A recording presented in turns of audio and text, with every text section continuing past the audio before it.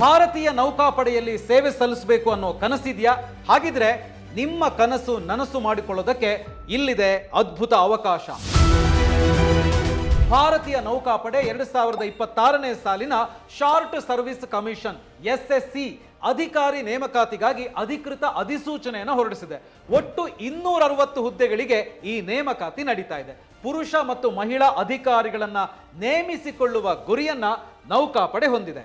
Technical pilot, air traffic controller ATC ಮತ್ತು naval air operation ಸೇರಿದಂತೆ ಹೀಗೆ ವಿವಿಧ ವಿಭಾಗಗಳಲ್ಲಿ ಶಾರ್ಟ್ ಸರ್ವಿಸ್ ಕಮಿಷನ್ SSC ಅಧಿಕಾರಿಗಳನ್ನ ಸೇರ್ಪಡೆಗೊಳಿಸಲು ಈ ಉದ್ಯೋಗ ಪ್ರಕಟಣೆಯನ್ನ ಹೊರಡಿಸಲಾಗಿದೆ. ಸೊ ಎಲ್ರಿಗೂ ಕುತೂಹಲ ಇರೋದು ಸಂಬಳದ ಬಗ್ಗೆ, ಅದನ್ನ ಹೇಳ್ತೀನಿ ಕೇಳಿ. ಸೊ ಇಲ್ಲಿ ಆಯ್ಕೆಯಾದವರನ್ನ ಅಂದ್ರೆ SSC ಅಧಿಕಾರಿಗಳನ್ನ ಸಬ್ ಲೆಫ್ಟಿನೆಂಟ್ ಶ್ರೇಣಿಯಲ್ಲಿ ನೇಮಿಸಲಾಗುತ್ತೆ.